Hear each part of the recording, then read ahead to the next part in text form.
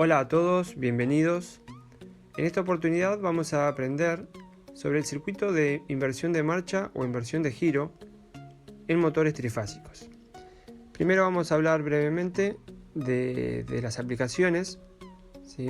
En algunas ocasiones no es necesario que giren ambos sentidos, como ser el ejemplo del motor en una bomba centrífuga, donde el motor en ese caso giraría siempre para el mismo lado, en el mismo sentido.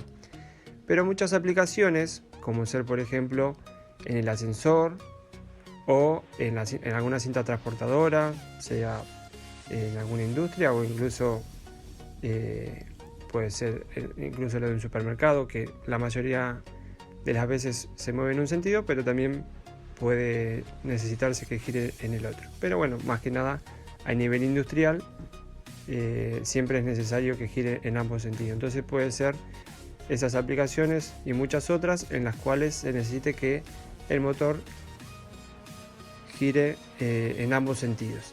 En ese caso entonces estaríamos necesitando de este tipo de circuito. Haciendo esta pequeña introducción de las aplicaciones es que vamos entonces ya a meternos en el circuito, ¿sí? Aquí lo podemos observar. Primero vamos a describir los objetos, o sea, las partes del circuito, y después vamos a explicar cómo funciona. ¿Sí? Vamos a arrancar por el circuito de la izquierda, el circuito de potencia o maniobra. ¿Sí? Lo primero que tenemos, arriba de todo, la red eléctrica, las tres fases. ¿Sí? Luego tenemos lo que sería el interruptor automático, que lo encontramos justamente en automático como disyuntor. ¿Sí? Es un disyuntor automático, una protección. Luego tenemos los contactos de potencia de los contactores, ¿sí? KM1 y KM2, es decir que estamos utilizando dos contactores, aquí sus contactos de potencia. Luego un relé térmico, que también es una protección, y finalmente el motor trifásico. Es decir, tenemos dos protecciones, el interruptor automático disyuntor y el relé térmico que protege por sobrecalentamiento al motor. Esos son los elementos del circuito de potencia. Y bueno, obviamente el conexionado eléctrico a través de los cables, donde aquí está, digamos, la clave, donde estoy señalando la clave del funcionamiento o el principio del funcionamiento de esta inversión de marcha. Digamos, como un poco la parte más importante de todo esto. Y a la vez más simple, pero muy importante. ¿Cómo funciona esto? Bueno, fíjense que desde ya que no pueden estar ambos contactos cerrados. Si está KM1 cerrado, no puede estar KM2 porque si no hubiese un cortocircuito. Entonces, estando estos contactos abiertos y estos cerrados, KM1, ahora lo vamos a ver luego lo podemos ver directamente ya en la aplicación. Después voy a explicar algunas cositas más, pero principalmente ahí observamos que estando estos contactos abiertos y estos cerrados, podemos observar que las tres fases atraviesan todo el circuito, atraviesan las dos protecciones de ya y los contactos y llegan directo al motor. Y en ese caso ya el motor gira, como indica acá la flechita, en un sentido, en este caso un sentido horario. Pero si ahora, por ejemplo, aprieto el otro botón, por ende, no, acá tengo que cerrar esto. Quedó, digamos, el botón de parada quedó enclavado por eso. Ahora tocamos este botón y fíjense cómo ahora se acciona este contactor, pero sobre todo lo que quiero mostrar aquí es que ahora KM1 está abierto y KM2 cerrado. Y el motor gira en sentido antihorario, en el sentido opuesto al que estaba girando. ¿A qué se debe esto? Bueno, como les decía al principio de funcionamiento, lo más importante es que, ¿qué es lo que ocurrió? Cuando KM1 estaba cerrado, si seguimos al conexionado el cable, aquí viene todo derecho. Lo mismo con el 2, lo mismo con el 3. Pero ¿qué pasa cuando atraviesa el KM2? Por ejemplo, la L1, esa fase L1, viene por aquí y aquí no sigue porque aquí se encuentra con que está abierto, entonces viene por acá. Y acá se encuentra con esta línea, entonces acá en vez de entrar en U1 como entraba cuando estaba el KM1 cerrado, acá viene L1 y se mete por W1, ¿sí? Entonces ahí ya tenemos una fase que antes entraba por U1 y ahora viene por W1. Ahí ya tenemos una fase que está entrando en otro lado. Vamos a ver qué pasa en L2. En L2 seguimos la línea, ¿no? Si KM1 estuviese cerrado, entraba por B1. Y fíjense, si ahora KM2 que está cerrado, venimos por L2, aquí vemos que está abierto, entonces la corriente viene por aquí, viene acá al medio y también vuelve a B1. Es decir, que si KM1 está cerrado, L2 llega a B1. Y si KM2 está cerrado, L2 también va a B1. Es decir que esté KM1 cerrado o KM2 cerrado, L2 va a ir siempre a B1. Vamos a ver qué pasa con L3. Con L3, estando KM1 cerrado, ingresa en W1. Estando KM1 abierto y KM2 cerrado, como es el caso que estamos viendo ahora, L3 viene por aquí, aquí no porque está abierto, entonces viene por aquí, atraviesa KM2, viene por aquí y va a W1, ¿sí? Es decir, acá está lo más importante del circuito. Se produce lo que se dice una inversión de fases, ¿sí? En donde L1 y L3 cambian de fase, ¿sí? Es decir, en el motor, volviendo a repetir, si está KM1, L1 va a 1, L2 va a B1 y L3 va a W1. Pero si KM1 está abierto y KM2 está cerrado, L1 se cruza y entra a W1, L2 ya dijimos entonces va a B1 y L3 se cruza y va a A1. Entonces ahí es donde se produce ese cambio de fases y eso es lo que hace, digamos, por una cuestión, el principio de funcionamiento magnético, ¿sí? Como hay una inversión de fases, hace que gire en el otro sentido. Es decir que el principio de funcionamiento de esta inversión de marcha o giro es por una cuestión magnética. Es un fenómeno interesante y así de simple se logra. Se puede invertir cualquier fase, en este caso está invertida L1 con L3, pero tranquilamente se podría haber hecho que L1 siga derecho e invertir entre L2 y L3, o que L3 siga derecho y las que se inviertan sean L1 o L2 y L2 y pasaría exactamente lo mismo. Así que bueno, eso es un poco sobre el circuito de potencia y ya bastante explicado entonces el principio de funcionamiento. En el caso del circuito de mando, tenemos aquí también lo que sería perteneciente al interruptor automático, es decir, al disyuntor. Responden simultáneamente, es decir, que por ejemplo, si yo activo uno, el otro se activa. O si yo desactivo este se activa.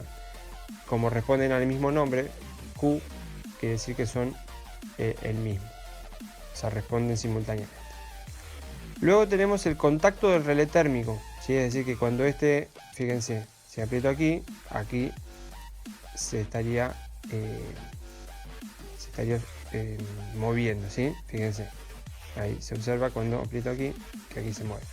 Entonces, ¿qué es lo que pasa?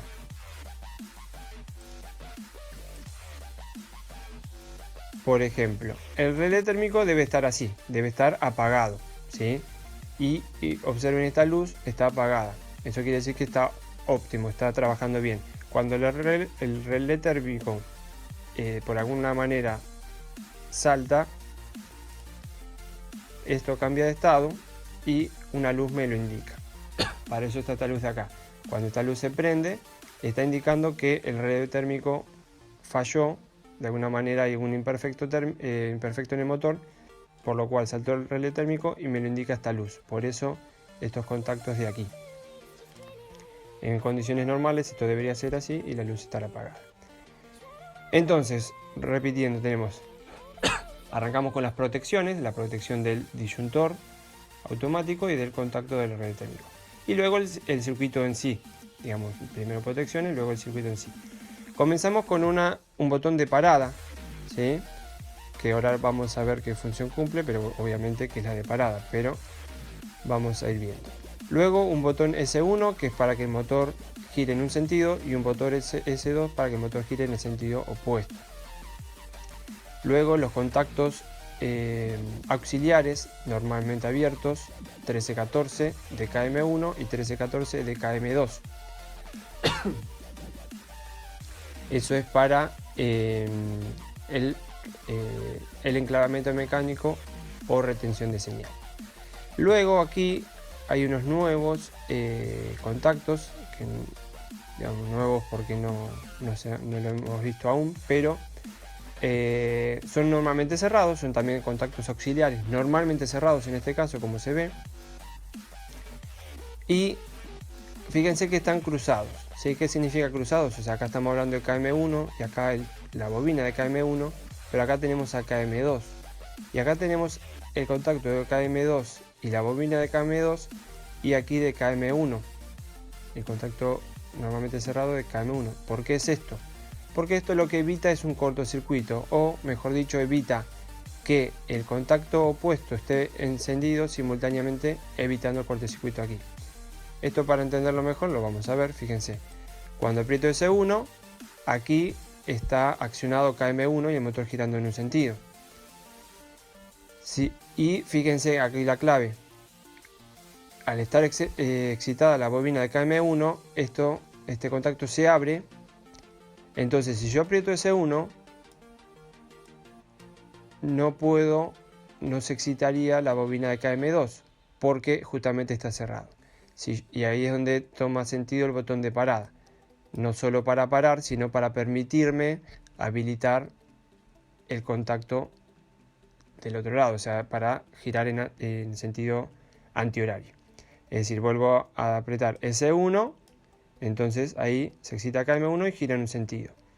Si aprieto S2, no puedo hacer que gire en el sentido contrario, porque si se excitaría KM2 se cerraría y se generaría un cortocircuito. Entonces, por eso, vuelvo a repetir, este contacto se encuentra aquí. Entonces tengo que parar, ahí sí se vuelve a cerrar, por eso es normalmente cerrado, es decir, en estado de reposo está cerrado, y ahora sí, apretando S2, logro que pase la corriente excitando a la bobina de KM2 y el motor giraría en sentido antihorario. Vuelvo a parar y puedo entonces ahí girar en un sentido o en el sentido contrario. Por lo tanto, tenemos, decía, el botón de parada, los botones de arranque, botón para que arranque en un sentido, botón para que arranque en el sentido opuesto, KM1 y KM2, contactos abiertos, normalmente abiertos para la retención de señal. Estos KM1 y KM2, en realidad, mejor dicho, contactos normalmente cerrados de KM1 y KM2 para evitar el cortocircuito. Y finalmente, en la parte de abajo tenemos las bobinas de los contactores, la bobina de KM1, la bobina de KM2 y unas luces que indicarían cuando está excitada cada bobina o para qué lado también giraría cada uno para qué sentido gira el motor. Sí, por ejemplo, en este caso, aquí tengo que se enciende esta luz, bueno, de este color me está indicando que gira en un sentido, y cuando lo paro y enciendo la otra, esta luz me indica que está excitada la otra bobina y gira en el sentido antihorario. Así que este es el circuito. Si lo analizamos desde un punto de vista, la parte de mando es bastante simple. Solamente tenemos dos protecciones, obviamente la red, obviamente el motor. Tenemos dos contactores y la parte más importante es este giro. esta inversión de par de fases. Si analizamos el circuito de mando, tenemos las dos protecciones al comienzo también. Tenemos una luz que me indicaría que el relé térmico está si está prendida, quiere decir que está fallando. Dos luces que me indican lo que decía anteriormente, pero sobre todo, eso digamos desde algún punto de vista como cosas extra, pero que es lo que podemos ver desde una manera simple. Si analizamos esta parte de aquí, incluso sacando la luz, tenemos una simple retención de señal. ¿En qué consistía una retención de señal? En tener una botonera, un contacto normalmente abierto en paralelo y una bobina, digamos, de alguna manera en serie, haciendo que cuando se excite, entonces se excita la bobina, esto se cierra y queda autoclavado. Y este es un extra para evitar el cortocircuito. Así que eso básicamente es todo el circuito y la explicación del circuito en sí. Así que bueno, después algunas cosas claves a tener en cuenta cuando lo hacen por si les falla, siempre teniendo en cuenta el cuidado del conexionado del cable, siempre tiene que coincidir con donde termina o comienza la extremidad del elemento, nunca pasarse porque si no, no funcionaría. El tema del conexionado de los cables es muy importante, si falla el problema puede estar andando por ahí. Y la otra cosa muy importante a tener en cuenta es el tema de la nomenclatura, ¿sí? Por defecto, cada elemento tiene otro nombre. Pueden llamarle como quisiesen, pero tiene que coincidir. Por ejemplo, KM1 tiene que coincidir con este que se llama KM1 y KM1 aquí y KM1 aquí también. Yo le puedo llamar como quiera, le puedo llamar C1, por ejemplo, o KM10. Pero lo importante es que si le llamo KM10, tanto a este como a este como a este y como a este que tienen que responder al mismo contactor, los cuatro se llamen de la misma manera, y lo mismo de ya con KM2. Así que estos cuatro elementos tienen que también llamarse KM2 o como le quieran llamar, pero siempre bajo el mismo nombre. Si no, no responden. Si yo por ejemplo acá llamo KM2, KM2 y KM2, pero acá llamé KM3, no funcionaría, ¿sí? Incluso si quieren lo podemos ver, así lo tienen en cuenta. Fíjense, si yo ahora hago lo mismo y enciendo, fíjense que la bobina se excitó, pero este contacto no se cerró, porque obviamente que tiene otro nombre, no responde a lo mismo. Así que eso parece una pavada, pero es muy importante que las nomenclaturas estén bien. Así que las dos cosas por las cuales hay que tener más atención son el tema de los conexionados de los cables y las nomenclaturas. Así que bueno, sin más, espero que se haya entendido. Cualquier duda me la pueden hacer y bueno, espero que sigan muy bien.